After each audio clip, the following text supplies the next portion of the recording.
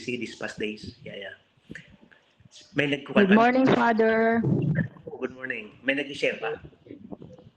Tapusin niyo muna po. Tapusin niyo. Sige po mga kapatid, may mag-share pa po ba? Wala na. Wala Wala na po, mag-share. nasasabik sa inyo, Father. Pwede pong basahin yung gospel, madalian.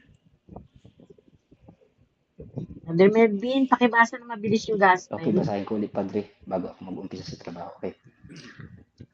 Ang mabuting balita ng Panginoon ayon kay San Juan. Puri sa iyo, Panginoon. Noong panahong iyon, sinabi ni Jesus kay Nicodemo, ang mula sa itaas ay dakila sa lahat. Ang mula sa lupa ay tagalupa at nagsasalita tungkol sa mga bagay sa lupa.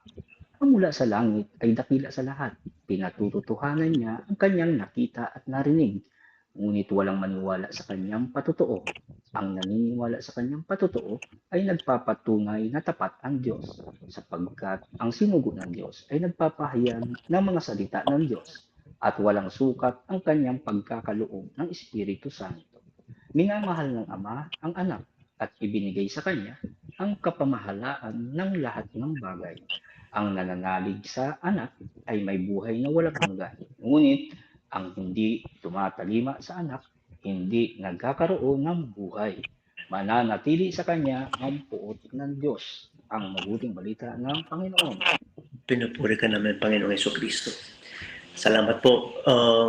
Sa nabasa po natin ngayon, medyo mahirap po itong gospel, no? Kasi tao lang po tayo. Yung mga nangyayari ngayon kay Trump at saka kay Pope Leo, no? Akala, at saka mga tao, presidente na yun si Trump, presidente na yun. Parang ginagawa niyang politika ang simbahan. Hindi politika ang simbahan, no? Akala nila yung mga pare, mga obispo, mga kardinal, pag nakikisaw-saw sa politika na, hindi yun. Ang sinasabi lang ni Pope, ang sinasabi lang ng mga pare, na gawin natin yung tama. Paano natin magawa yung tama? Maski nga yung iba, sabi nga ni Bilbing kanina, narinig ko na pagpasok ko, na yung banal na mukha ni Jesus. No? Hindi po lahat, hindi ako naniniwala dyan sa 15 years ago, 18 years ago, nung ako yung ginawa, ikunento ko na sa inyo to, nung ginawa akong interpreter, tradutore, ng rector ng Santuario ng Holy Face, pumunta kami sa Amerika, Philippines, Canada, para i-divulgate yung Holy Face, no? Doon ko lang talaga siya na kilala dahil nga nagbigay ng milagro sa akin, personal. Ang pananampalataya po ay personal. Hindi po yan pwedeng i-delegate, no? Kung ano yung na-experience mo tungkol sa Diyos. Si Melvin, nung sinuot ko yung cross, naramdaman na raw niya yun, na para siyang binuhusan ng malamig na tubig. Ako rin yung nagsasalita, parang may recorded na boses ko na sinusunod ko lang para mag-interpreter, para maging translator. Kanya-kanya po tayo, meron po tayong mga experience na spiritual tungkol sa Diyos, no? Sa nabasa natin ngayong gospel, may gusto ko lang ibahagi sa ating lahat, kasama na ako dyan, 3 punto, no?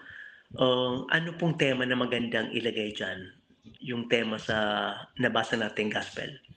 Ang naisip ko po, yung kung paano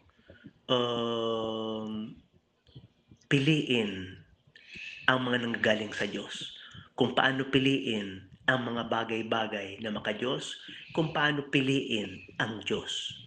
Kaya sabi ko nga kanina, napakahirap pong maniwala sa Diyos dahil nga hindi natin nakikita Di ba?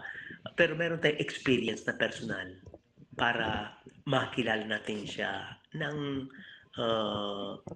malalim. No? Ang una pong punto na gusto kong ibahagi sa ating lahat, yung guardare oltre il terreno. Tingnan, wag lang po tayong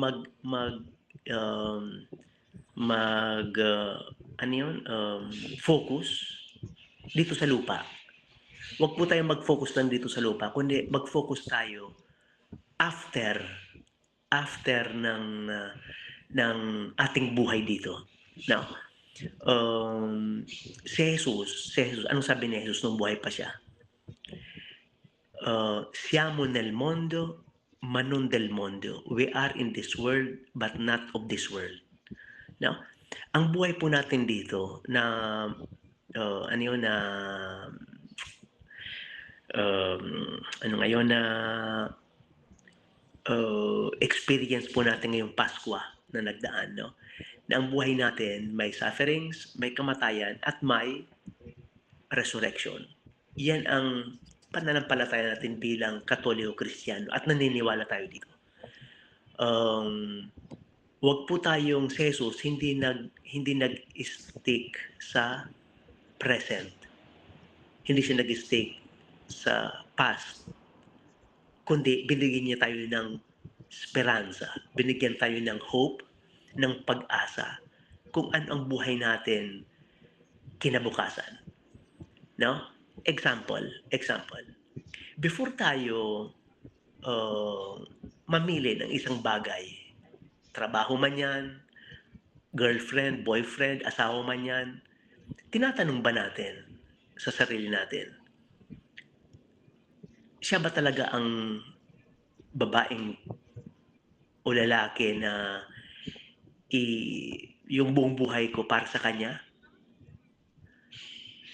Ito ba talaga ang trabaho na para sa akin habang buhay? Ito ba talaga ang aking ikakabuti sa buhay? No? Dapat po tayong huwag mag-stick, huwag maghinto sa buhay natin ngayon. No? Yes, kumakain tayo, dapat tayong mag-ipon, dapat tayong magkaroon ng common sense, no? Magkaroon tayo ng common sense. Hindi lang kinabukasan, kundi ngayon. Pero, no? Yung sinasabi ko nga lagi, na kami mga pare, lagi kaming nagsasalita ng faith, maniwala sa Diyos, palalimin ang relasyon sa Diyos, pero ilang mga pare, mga obispo, mga kardinal na may insurance. No? Pero itong insurance na sinasabi ko, gawin din natin itong positive. In the way na itong buhay ko, alam kong nandito ako, pero one day, mamamatay din ako at mabubuhay din ako. Pero kung wala tayong relasyon na malalim sa Diyos, napakahirap itong sinasabi nating insurance sa paraiso. Bakit yon?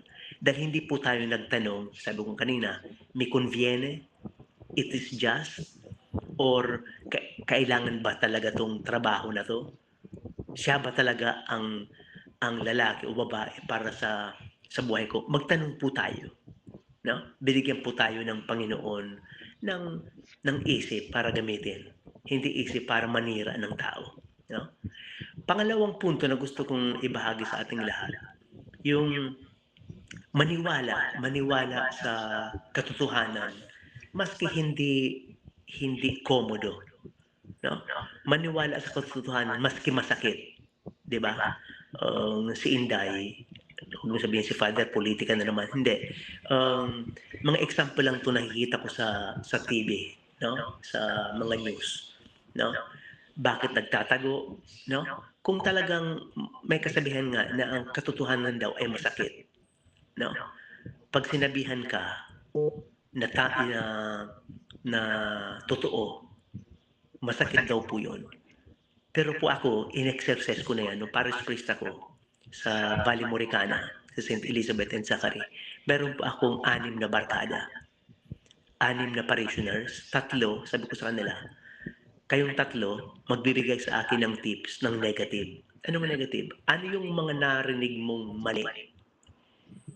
After ng misa ko, sabihin niyo po ako kung anong pagkakamali ko sa misa, kung anong pagkakamali ko sa sermon.